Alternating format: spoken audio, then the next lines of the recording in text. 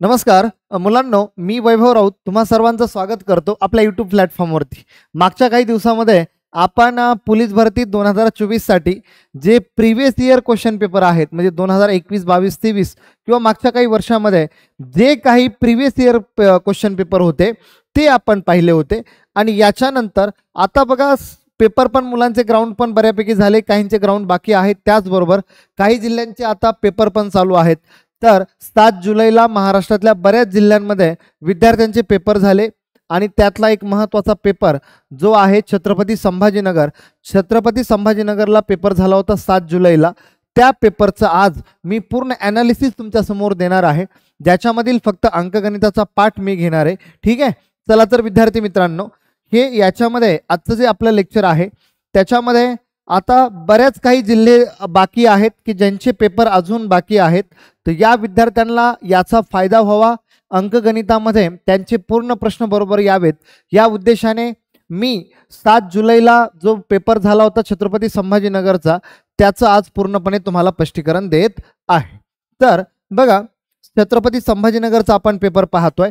मागच्या काही दिवसामध्ये मी असे खूप सारे प्रश्न तुमच्याकडून सोडून घेतलेले यूट्यूब प्लॅटफॉर्म लाईव्ह किंवा रेकॉर्डेडच्या माध्यमातून. तर मुलांनो, आजच्या लेक्चरला एक चांगली सुरुवात करूया आपण चांगल्या एक सुविचाराने. सुविचार आपल्याला असं म्हणतोय, दुनिया आपके उदाहरण से बदलेगी, आपकी राय से नाही. जीवनामध्ये तुम्ही एखाद्याला काही गायडन्स सांगत असता किंवा सांगत असता, बाबा तू हे कर, बाबा तू ते कर, तर तुमचं आता कोणी ऐकत नाही, तुम्हाला असं भंगरी समजलं जातं. पण जेव्हा तुम्ही सक्सेस होता एखाद्या पोस्टमध्ये किंवा बाकीच्या काही जीवनामध्ये, तुम्ही सक्सेस झाल्याच्या नंतर लोक तुमच्यापासून चांगल्या पद्धतीची राय घेत आहेत. म्हणून आधी सक्सेस व्हा, नंतर थोडंसं लोकांना उदाहरण पटवून देत चला.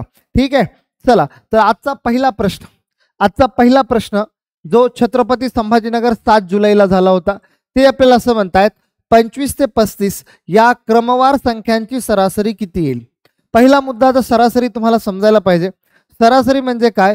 दिले गेलेल्या संख्येची बेरीज भागिले एकूण संख्या, याला म्हणलं जातं सरासरी, बरोबर. पण मुलांनो, आता ते काय म्हणतात, आपल्याला क्रमागत संख्या आहेत. मग काही मुलं ह्याला दोन पद्धतीने सोडवतात. त्यातला एक पहिला मुद्दा मी तुमच्या समोर सांगतो. काही मुलं असं म्हणतात 25 बघा, काही मुलं आपल्याला अशा पद्धतीने सोडून देतील. याच्यामध्ये 25 प्लस 26 कितीपर्यंत जायचं आपल्याला? 35 पर्यंत. 27, 28, 29, 30, 31, 32, 33, 34, 35, बरोबर. आणि भागिले एकूण संख्या किती? 1 2 3 4 5 6 7 8 9 10 11 भागिले 11. यांची जर आप बेरीज मारतील आणि बेरीज मारून येणार जे उत्तर आहे त्याला टिक करून विद्यार्थी जातील. ही एकदम बेसिक पद्धत झाली. पण याला दुसऱ्या पद्धतीने परीक्षेला ही मेथड यूज करायची नाही. तुम्ही जर याची सगळ्यांची बेरीज मारली तर बेरीज 330 येईल आणि 330ला जर तुम्ही भागिले 11 केलं तर उत्तर तुमचं 30 येणार आहे. पण याला या मेथडने न जाता ह्याला ऑर मध्ये दुसऱ्या मेथडने काय जायचं आहे बघा. कोणत्याही क्रमवार नैसर्गिक संख्या, 1 पासून सुरू होणाऱ्या क्रमवार नैसर्गिक संख्या किंवा 2 पासून किंवा मध्ये कोणत्याही क्रमवार संख्या, त्या क्रमवार संख्यांची बेरीज करण्यासाठी एक सूत्र असतं. ते आपल्याला असं सांगतंय सूत्र, पहिली संख्या प्लस शेवटची संख्या भागिले 2 गुणिले एकूण संख्या. फक्त एवढा फॉर्म्युला तुम्हाला सांगायचा आहे. याच्यामध्ये मला सांगा, पहिली संख्या किती माझी? 25 प्लस माझी दुसरी शेवटची संख्या किती आहे? 35 भागिले 2. आणि एकूण संख्या काढण्यासाठी तुम्हाला काय करावं लागतं? शेवटची संख्या मायनस पहिली संख्या प्लस 1 एवढं केलं तुम्हाला एकूण संख्या भेटतात. म्हणजे 35 मायनस 25 10, 10 प्लस 1 म्हणजेच 11. हे उदाहरण सोडून घ्या. म्हणजे या दोघांची जर बेरीज मारली तर दोघांची बेरीज बघा, 40 60, 60 भागिले 2 गुणिले किती? 11. तर उत्तर आलं. या ठिकाणी उत्तर किती येणार बघा? 30 आणि 11 3 33. तर याची बेरीज आली 330.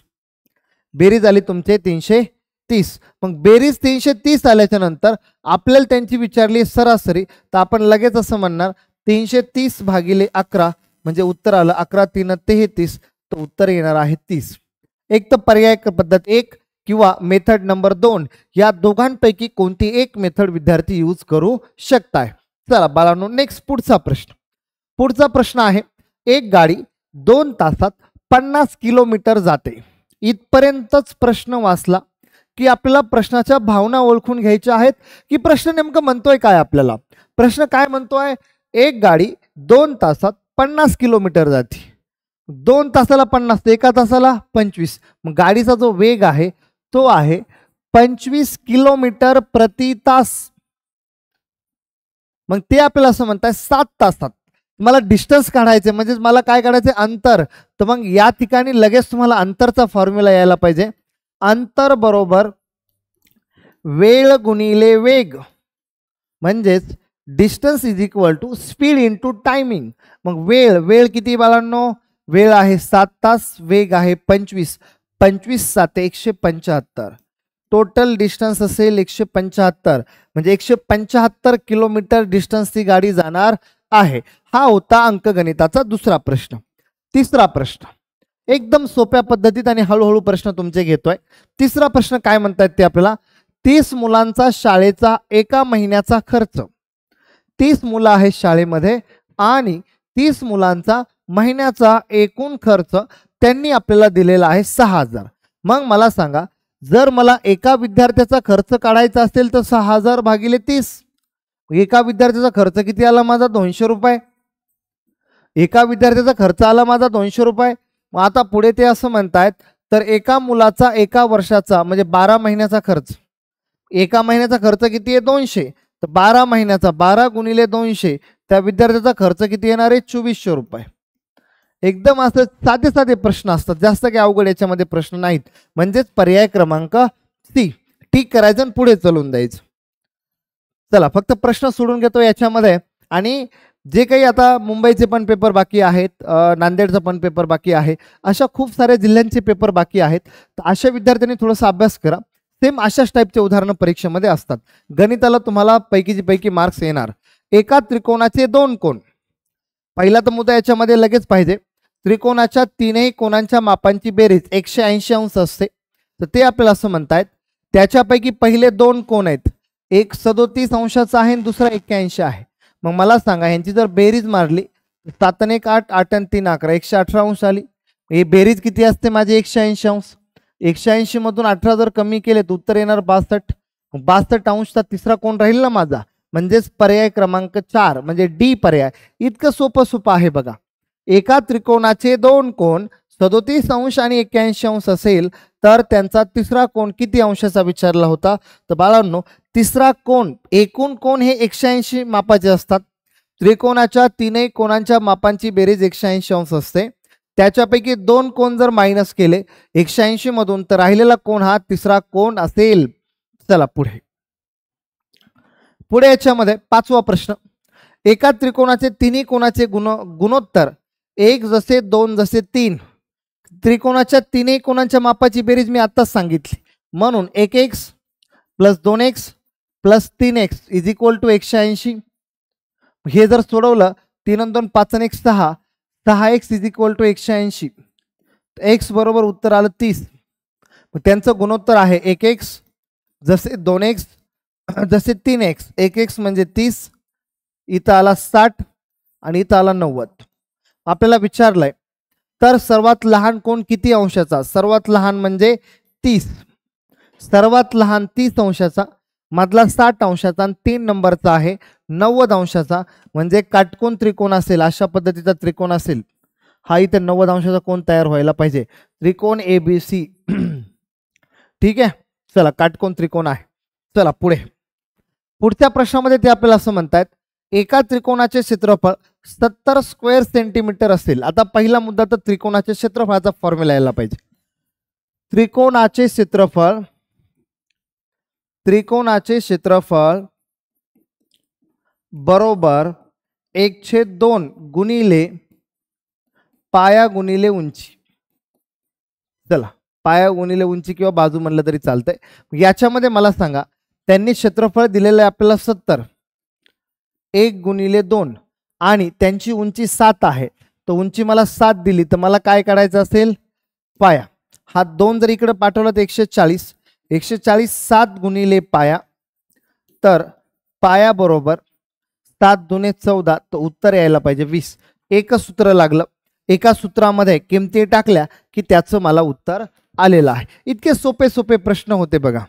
त्याच्यामुळं तुम्हाला परीक्षेचा काही ताण घ्यायची गरज नाही. जे विद्यार्थ्यांचं थोडंफार बेसिक अंकगणित चांगलं आहे ते सुद्धा विद्यार्थी चांगले मार्क्स आणू शकतात. आतापर्यंत एकही प्रश्न मला असा अवघड काही वाटला नाही. 10 हेक्टर म्हणजे किती एकर? हा रेग्युलर प्रश्न आहे तुमच्या दैनंदिन जीवनामधला. तुम्हाला घरात तुम्ही जर कर्तृत्वान मोठे असाल तर तुम्हाला प्रत्येकाला शेतीचं थोडंफार नॉलेज आहे. कुणालाही बघा 1 गुंठा माहिती, 30x30चा 33x33चा 1 गुंठा असतो. नंतर पुढे याच्यामध्ये तुम्ही जर म्हणलात 1 एकर, तर कुणालाही म्हणताय 40 गुंठ्याचा 1 एकर. हेक्टर म्हणजे किती? 100 एकर. 100 गुंठ्याचा 1 हेक्टर असतो. ठीक आहे, हे नॉलेज तुम्हाला थोडंसं पाहिजे. हे नॉलेज ज्यांना नसेल त्यांना मी अजून थोडंसं समजावून सांगतो. याच्यामध्ये बघा 1 आर म्हणजे 1 गुंठा असतो. 1 आर म्हणजे 1 गुंठा असतो. 1 गुंठा कसा? तर 33 फूट गुणिले 33 म्हणजे 1089. 1089चा 1 गुंठा आहे. 1089चा 1 गुंठा आहे. हा झाला तुमचा 1 गुंठा. याच्यामध्ये बघा हा झाला माझा 1 गुंठा. नंतर पुढे जर याच्यामध्ये आपण विचार केला अजून 1 एकर आहे. 1 एकर म्हणजे किती? 40 गुंठे. 1 एकर म्हणजे आपले किती? 40 गुंठे. मग पुढे त्यांनी आपल्याला असं सांगितलं तेच जर चौरस फूटमध्ये 43,560. मग 1 हेक्टर म्हणजे 100 आर आणि 100 आर म्हणजेच काय? 100 गुंठे. मग 1 हेक्टर म्हणजेच 2.47 एकर. हे नीट समजून घ्यायचं. 1 हेक्टर म्हणजे किती? 2.47 एकर. 2.47 एकर. आणि मग याचाच मला उल्लेख कुठे लागणार आहे? इथं लागणार आहे बघा. त्यांनी काय सांगितलं आपल्याला? 10 हेक्टर. 1 हेक्टर म्हणजे 2.47 आहे.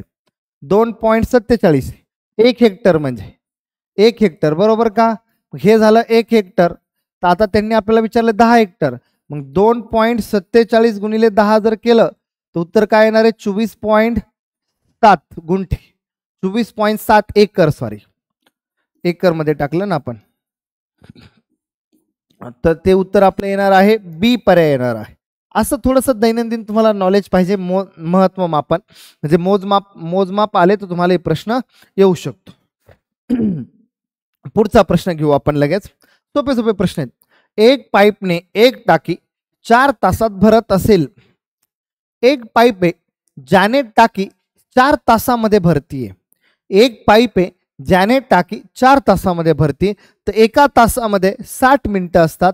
तर एक पाईप गुणिले 60 आणि 60 गुणिले 4 म्हणजेच 240 मिनिट.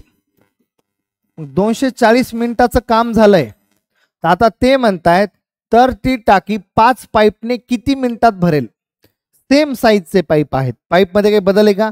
मग आपल्याला काय करायचं? एकूण मिनिटं किती? तर 240 आणि 240ला 5 ने भाग द्या. 5 चोक 20, 5 8 म्हणजे उत्तर आलं 48 मिनिटामध्ये भरेल. बाकी एकदम सिंपल. एकूण आधी वेळ काढला मी. एकूण वेळ एका पाईपाला वेळ किती लागला? 240 मिनिटं. तर आता 5 पाईप आहेत तर मग कमी वेळ लागेल. म्हणजे एकूण टायमिंगला त्या 5 पाईपने डिव्हाइड केलं तर आपल्याला उत्तर येऊन जाईल त्याच्यामध्ये. मग काय अवघड प्रश्न नव्हता. पुढचा प्रश्न.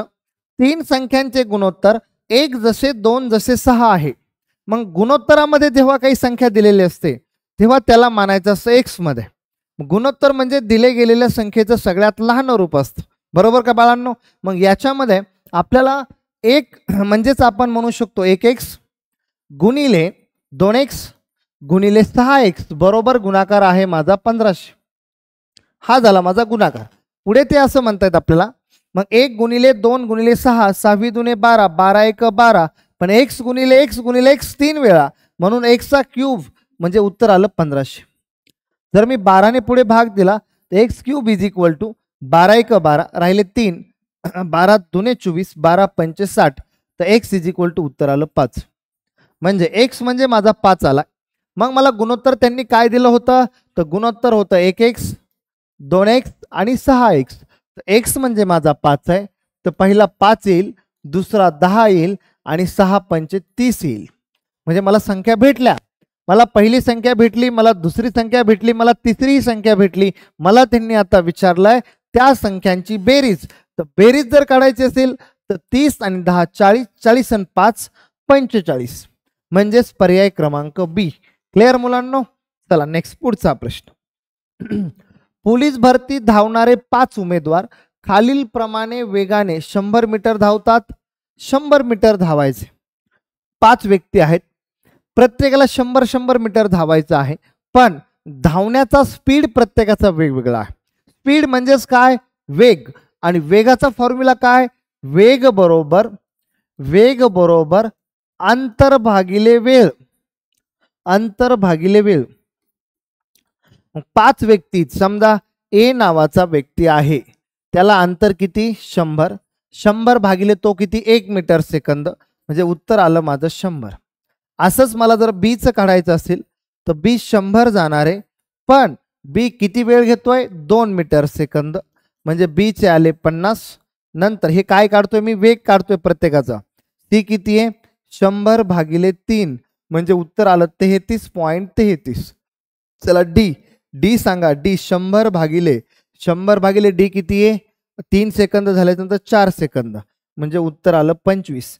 आणि डीच्या नंतर समजा मी एखाद्याला ई मानलं तर ई माझा 100 भागिले 5, म्हणजेच उत्तर किती येणार आहे बघा? 100 भागिले 5 म्हणजेच 20. मला प्रत्येकाचा वेग कळाला.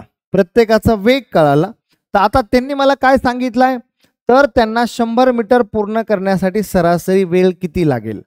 सरासरी वेळ पाहिजे. मग आता हे सगळ्यांचा वेळच काढला की नाही? अंतर भागिले वेग. हे बघा, अंतर भागिले वेग. मग वेळ अलीकडे येईल. आता हा वेळ बरोबर अंतर भागिले वेग. मग हा सगळ्याचा मला काय आलेला आहे? वेळ आलेला आहे. मग वेळ जर आला असेल तर वेळामध्ये मग सरासरीचं सूत्र काय सांगतं आपल्याला? एकूण बेरीज भागिले एकूण संख्या. एकूण संख्या म्हणजे पहिल्या किती आहे? 100 प्लस 50, 33.33 प्लस 25 प्लस 20 आणि भागिले एकूण संख्या किती येतात? 5. एकूण किती जण आहेत ते? 5 जण आहेत. तर 100, 150 आणि हे 30 आणि 20 50, 220 बरोबर. 220, 225 आणि वरती 3, तर 228.33 भागिले किती? 5. एवढं सोडवा. 5 चोक 20, परत मध्ये 2, 2 5 5 25, परत किती राहिले बाळांनो इथे? 3, 5 सखे 30, परत किती राहिले इथे? 3, मग 5 सखे 30 आणि 5 सखे 30. ऑलरेडी पहिले 2 दशांश होते, म्हणजे 45.66. 45.6 बोललं, म्हणजे डी पर्याय सरासरी. म्हणजे एक साधं तुम्हाला फॉर्म्युला लागणार होता. तो फॉर्म्युला वेग बरोबर अंतर भागिले वेळ. हा फॉर्म्युला तुम्हाला 3 पद्धतीने लिहिता येतो. वेग बरोबर अंतर भागिले वेळ, वेळ बरोबर अंतर भागिले वेग आणि अंतर बरोबर वेग गुणिले वेळ. एकच फॉर्म्युला, पण त्याला 3 पद्धतीने लिहिता येतं. चला नेक्स्ट पुढचा प्रश्न क्रमांक 11 आहे. 2 संख्यांची बेरीज 207 आहे. कोणत्याही 2 संख्या, त्या संख्या कोणत्या त्या मला माहिती नाहीयेत, पण त्या कोणत्याही 2 संख्यांची बेरीज ही 207 आहे असं त्यांनी आपल्याला सांगितलं आहे. मग पहिली संख्या प्लस दुसरी संख्या एकूण 207. जर 207 ला मोठ्या संख्येने भागले तर भागाकार 1 येतो आणि बाकी किती उरते? 7. मोठी संख्या आहे, मोठ्या संख्येला 207 ने भागायचे आणि 207 ला जेव्हा भागलं जातं तेव्हा बाकी 7 उरते. मग बाकी जर मी मायनस केली याच्यामधून, 207 मधून 7 जर मायनस केले तर माझे उत्तर किती येतात? 200. म्हणजे मला लगेच समजतं माझी जी काही पहिली संख्या आहे बाळांनो, माझी जी काही पहिली संख्या आहे ती पहिली संख्या मला लगेच आली 200.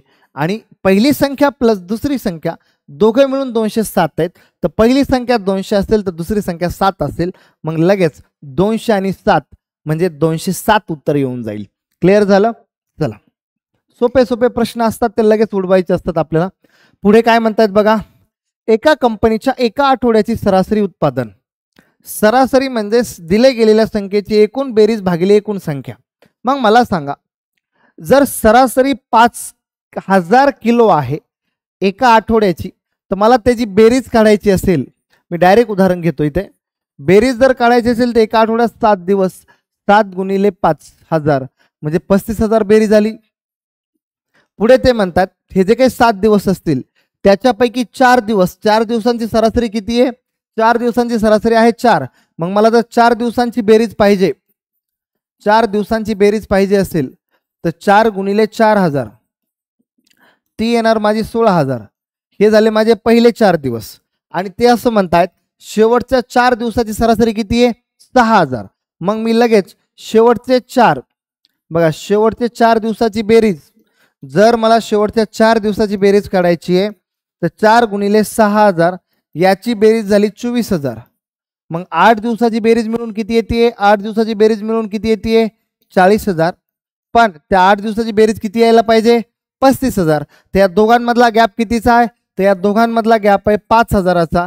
तर तेच 5000 म्हणजे चौथ्या दिवसाचं उत्पादन असतं, म्हणजेच पर्याय क्रमांक बी ही सगळ्यात सोपी मेथड आहे. याला बाकी अजून बेसिक मेथडने जाता येतं, पण बऱ्यापैकी ही सोपी मेथड आहे, म्हणून तुम्हाला एवढी एक मेथड जरी कंटिन्यू केली तरी उत्तर येऊन जाईल. चला पुढे प्रश्न क्रमांक 13. प्रश्न क्रमांक 13 काय सांगतो? एका गावात ते आपल्याला प्रश्न क्रमांक 13 मध्ये असं म्हणतायत, एका गावात 40% महिला आणि 50% पुरुष आणि 10% मुले असतील आणि महिलांची संख्या, मग महिला म्हणजे 40% दिल्यात ना, मग मी तर डायरेक्ट मला असं म्हणता येईल 40% म्हणजे 6000 आहेत. तर त्या गावची लोकसंख्या, एकूण कोणत्याही गावची लोकसंख्या म्हणजे असते 100%. मग महिला 60% आहेत आणि 60% म्हणजेच किती येतात? सॉरी, महिला 40% आहेत आणि 40% म्हणजेच किती येतात? 6000. तर मला एकूण लोकसंख्या काढायची असेल तर मी एकूण लोकसंख्या 100 म्हणजे किती घेणार आहे? याच्यामध्ये मी असं म्हणू शकतो 100% म्हणजे किती? शून्याला शून्य कट केला, 4ने इथं भाग दिला, उत्तर आलं 15. म्हणजे गावची लोकसंख्या येणार 15000. मग 15000 पैकी 60% पुरुष काढा, सॉरी 40% महिला काढा, 50% पुरुष काढा आणि 10% कोण असेल? 10% असतील तर पोरं असतील. चला पुढे, एक्स आणि वाय समचलनात आहे. समचलन आणि व्यस्त चलन, जेव्हा दोनही गोष्टी वाढतायत आणि दोनही गोष्टी कमी होत आहेत ह्याला म्हणलं जातं समचलन. जेव्हा एक्सही वाढतोय आणि जेव्हा वायही वाढतोय आणि जेव्हा एक्सही कमी होतोय आणि वायही कमी होतोय, हे असतं समचलन. पण जेव्हा एखादी गोष्ट वाढती आणि एक कमी होतीये, एक वाढती आणि एक कमी होतीये, तेव्हा ते असतं व्यस्त चलन. आणि व्यस्त चलनामध्ये गुणाकार सारखा असतो, समचलनामध्ये भागाकार सारखा असतो. म्हणजेच या ठिकाणी मी डायरेक्ट सांगतो x1 भागिले y1 is equal to x2 भागिले y2. हे झालं माझं समचलन. आणि हेच जर माझं विरुद्ध चलन असेल तर x1 गुणिले y1 is equal to x2 गुणिले y2. आता इथं मला काय विचारलंय? समचलन. समचलन म्हणजे मी इथं किंमत मांडणार, x1 म्हणजे 10 दिलाय, y1 25 दिलाय, x2 मला 6 दिलाय आणि मला y2 काढायचा आहे. तर 5 दुने 5 5 25 बेत्रिक 6, 3 इकडे जाईल, y इकडे येईल, तर उत्तर आलं 15. म्हणजे y माझा येणार पाहिजे 15. थोडंसं नॉलेज लागेल समचलन आणि व्यस्त चलनाचं, तेवढं आलं की उदाहरण तुम्हाला येऊन जाणार आहे. चला पुढे. जर दोन स्कूटर, एकदम लॉजिक बेस्ड हा प्रश्न मला वाटतं विद्यार्थ्याने सोडवावा. याला इक्वेशन वगैरे काहीही मांडण्याची गरज नाही. काय म्हणतायत?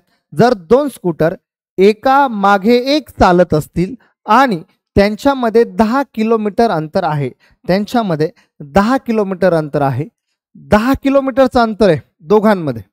म्हणजे स्कूटर ए जिचा वेग 70 किलोमीटर प्रति तास आहे, ती अशी चाललेली आहे. आणि स्कूटर बी आहे जिचा वेग, ही पण अशी पुढे पळतीये, जिचा वेग 50 किलोमीटर प्रति तास आहे. ती पुढे चालली आहे, ही मागून चालली आहे असं. आणि ह्या दोघांमध्ये हा जो गॅप आहे, त्या दोघांमधला जो गॅप आहे, हा गॅप आहे 10 किलोमीटरचा. मग त्यांनी आपल्याला असं विचारलं, तर किती वेळाने मागची स्कूटर आहे ती पुढे जाईल? किती वेळाने मागची स्कूटर आहे ती पुढे जाणार आहे? मग मला सांगा, जर मी साधं लॉजिक पाहिलं तर आता इथं अशी सिच्युएशन आहे, एका तासानंतर ही जी ए नावाची आहे, जिचा वेग 70 किलोमीटर प्रति तास आहे, ती एका तासाने किती जाणार आहे? 70. आणि बी नावाची एका तासाने किती जाणार आहे? 50. बरोबर का नाही? मग पहिल्या तासामध्ये ही पूर्ण जातीये पुढेच, पहिल्या तासामध्ये हिच्या पुढे जाणार आहे, पण पहिल्या तासापेक्षा कमी ऑप्शन आहेत. मग आता मी चालणार लॉजिक बेस, लॉजिक वरती मी जाणार मग अर्ध्या तासावर.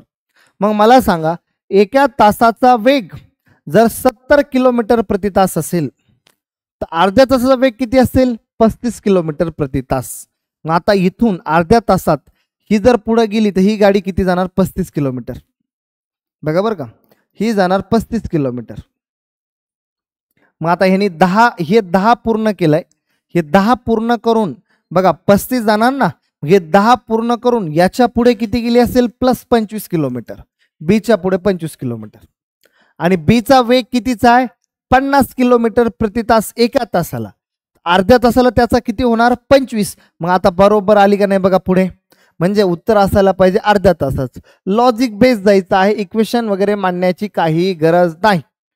चला, 160 मीटर लांबीचा पूल 72 किलोमीटर प्रति तास वेगाने जाणारी 100 मीटर लांबीची रेल्वे. मग याला रेल्वेचे उदाहरणावरती पाहिजे. एक रेल्वे जी पुलाला क्रॉस करते त्यावेळेस फॉर्म्युला काय होतो तुमचा, speed is equal to length of train plus length of platform divided by time. म्हणजेच वेग बरोबर रेल्वेची लांबी प्लस पुलाची लांबी. हा फॉर्म्युला टाकला तुमचं उत्तर येऊन जाणार. मग स्पीड कितीचं आहे मला सांगा, स्पीड कितीचं आहे रेल्वेचं 72 किलोमीटर प्रति तास. 72 किलोमीटर प्रति तास.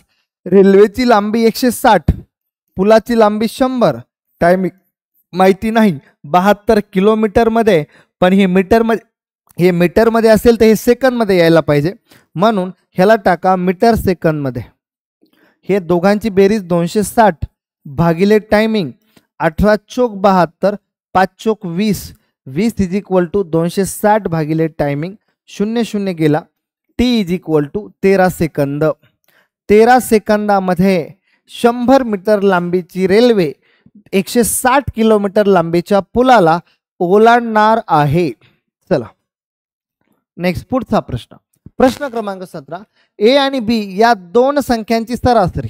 मग ए प्लस बी सरासरी म्हणजे भागिले 2 इज इक्वल टू 20 आहे, तर A plus B is equal to झाला 40. पहिलं इक्वेशन.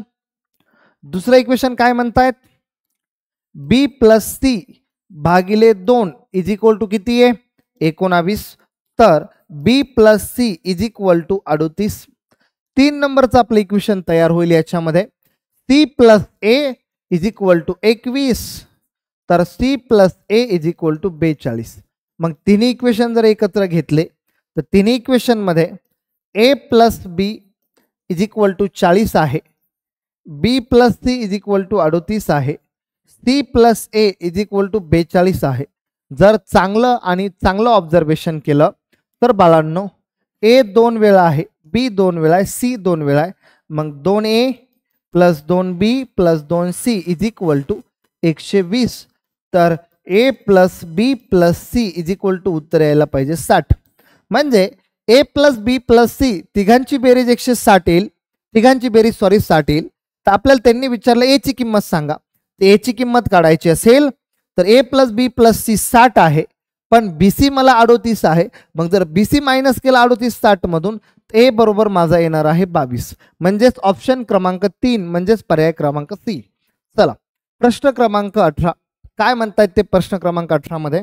चला प्रश्न क्रमांक 18 मध्ये त्यांनी सांगितलंय एका दुकानदाराने 10 रुपये प्रति किलोच्या हिशोबाने नफा तोटाचं उदाहरण आहे. संभाजीनगरची आपण प्रश्नपत्रिका पाहतोय. ते म्हणतायत एका दुकानदाराने 10 रुपये प्रति किलोचा हिशोबाने 10 रुपयाला 1 किलो जर घेतला तर 200 किलोचे पैसे किती होतात 2000. ही काय झाली मला सांगा, ही झाली खरेदी किंमत, ही होणार आहे त्याची खरेदी किंमत. पुढे ते आपल्याला असं म्हणतायत सफरचंद खूप स्वस्त आहे तिथे, त्यांनी ते सफरचंद घेताना 10 रुपयाने घेतले, विकताना विकले 15 रुपयाने. मग 15 रुपयाने म्हणजे 15 गुणिले 200, घेतले होते 2000ला, विकले 3000ला, म्हणून ही झाली विक्री किंमत. आणि जेव्हा विक्री किंमत जास्त असते खरेदी किंमतीपेक्षा, म्हणजेच विक्री किंमत मायनस खरेदी किंमत, तेव्हा होत असतो नफा. मग तेच नफा विचारले आपल्याला, तर नफा percent is equal to 3000 minus 2000, 1000चा नफा आहे आणि लॉस होईल किंवा प्रॉफिट होईल, profit or loss always calculate as CP, म्हणजे प्रॉफिट होईल किंवा लॉस होईल हे हमेशा अवलंबून असतात खरेदी किमतीवर. मग भागिले खरेदी किंमत 2000, 1/2 आणि 1/2 ची किंमत आहे 50%. म्हणजेच याचं ऑप्शन ए उत्तर तुमचं बरोबर यायला पाहिजे. चला बाळांनो, पुढचा प्रश्न 19. 3 भावांचे वयाचे आत्ताचे प्रमाण 1 जसे 2 जसे 3 आहे आत्ताचं प्रमाण, आणि 5 वर्षानंतर आफ्टर 5 इयर 5 वर्षानंतर त्यांच्या तिघांची वयाची बेरीज 75 असेल. 3 वर्षानंतर तिघांच्या वयाची बेरीज किती आहे? 75. मग मला सांगा, मला जर आत्ता 5 वर्ष मागे जायचं असेल, हे 5 वर्षाच्या नंतरचं वय तिघांचं 75, मला जर 5 वर्ष मागे जायचं असेल तर एकाचे 5, दुसऱ्याचे 5, तिसऱ्याचे 5, 15 वर्ष जर मायनस केले 75 मधून तर मला कळेल 5 वर्ष आधी तिघांची बेरीज ही 60 वर्ष होती. म्हणून मी लगेच इक्वेशन बनवणार 1x + 2x + 3x = 60. तर 3 आणि 2 5 आणि 1 6, 6x = 60. तर x बरोबर उत्तर आलं 10. x बरोबर 10 आलं तर 1x म्हणजे 10, 2x म्हणजे 20 आणि 3x म्हणजे 30. तर त्यांनी आपल्याला विचारलेलं आहे, तर सर्वात लहान भावाचे आत्ताचे वय किती असेल? तर आत्ताचे वय सर्वात लहान म्हणजे 10. क्लिअर झालं? चला पुढे प्रश्न. पुढचा प्रश्न आहे, पुढच्या प्रश्नामध्ये नंबर सिरीज आहे.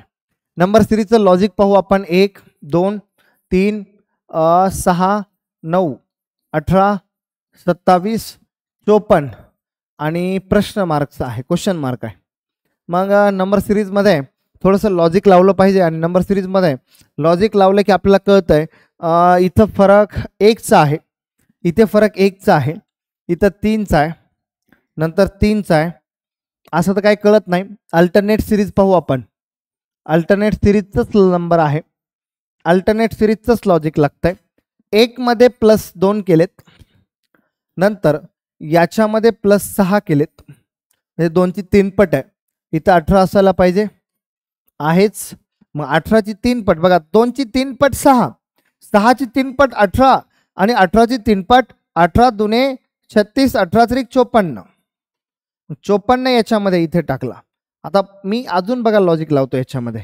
मग 54 जर आपण याच्यामध्ये टाकला, 18 बरोबर आहे, 2 2 ची 6, 18 18 दुने 36, 18 त्रिक 54. चला वरती लॉजिक पाहतो, अजून वरती काय आहे का?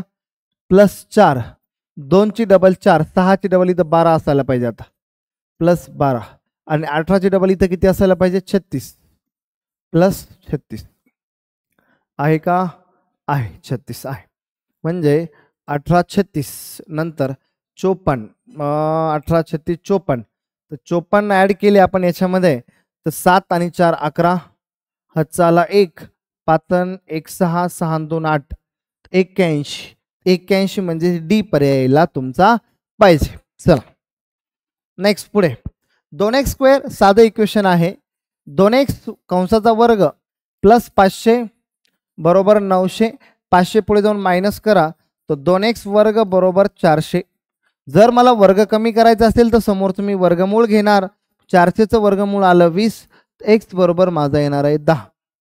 सोडवताना फक्त तुम्हाला थोडंसं नॉलेज पाहिजे, बेसिक नॉलेज. काय केलं आपण या ठिकाणी बघा, 2x² कंसाचा वर्ग आहे ना, मग मला जर वर्ग कमी करायचा असेल तर समोरचं वर्गमूळ घ्यावं लागेल. मग 400चं वर्गमूळ किती आहे? 20. मग 2x बरोबर 20, तर x बरोबर 10. म्हणजेच माझा पर्याय क्रमांक सी. चला नेक्स्ट पुढचा प्रश्न. 200चे 27%, 27% म्हणजे सोपं असतं, पर्सेंटचे 2 शून्य इथं निघून गेले, 27 दुने 54, 54 वाला ऑप्शन. एकदम भंगरी प्रश्न. चला, एका बँकेने रमेशला दशादशे म्हणजे दर साल दर शेकडा 12 दराने 5,000 रुपये कर्ज रूपाने दिले. एक बँक आहे ती प्रत्येक वर्षाला 12% व्याज घेतीये, असं 3 वर्षाचं त्याने व्याजाला पैसे दिलेले आहेत. म्हणजे कुणाला पैसे दिलेले आहेत? एका बँकेने रमेशला 5,000 रुपये रमेशने बँकेकडून उधार घेतले 3 वर्षासाठी, एका वर्षाचं व्याज 12%. तर बाळांनो मला सांगा, एका वर्षाचं व्याज सरळ व्याजाने 12% आहे, 2 वर्षाचं 24, 3 वर्षाचं 36, म्हणजे 3 वर्षाचं एकूण व्याज झालं 36%. 36% कुणाचे काढायचे? 5,000चे. झालं उत्तर तुमचं. 36 गुणिले 50, याचे निम्मे करा 18, याचे डबल करा 100, उत्तर आलं 1800. 1800 रुपये व्याज म्हणजेच पर्याय क्रमांक सी. मुदली सहित जर विचारली रास तर 5000 प्लस 1800 करायचं. चला पुढे. एका वर्गातील 20 मुलांचे सरासरी गुण. हा प्रश्न सोपा आहे, साधा आहे, यायला पाहिजे तुम्हाला बऱ्यापैकी. हा होमवर्कला देतो, मागे खूप वेळा घेतलेला आहे तुमचा असा प्रश्न. ह्याचं उत्तर मला कमेंट्समध्ये सांगून द्या. चला नेक्स्ट पुढचा प्रश्न. खालीलपैकी सर्वात मोठी संख्या. हे बी मागेच घेतलेला आहे प्रश्न, पण थोडक्यात मी एकदा सांगून टाकतो नवीन मुलांना. 2 अप्रोच असतात बघा. संख्या अपूर्णांकामध्ये 11/12, नंतर 17/18, 33/34, 71/72. याला सोडवण्याच्या 2-3 पद्धती आहेत. संख्या मोठी आणि लहान कशी. पहिल्या जे मला सांगा, वरती काय भाग जात नाही म्हणून इथे 0 लावला, इथे 0 दिला. 12/9 म्हणजे 0.9 झाला, इथेही 0 दिला. मग 18/590, 18/108, 18/26, 18/8 144, 18/9 इथेही पॉइंट.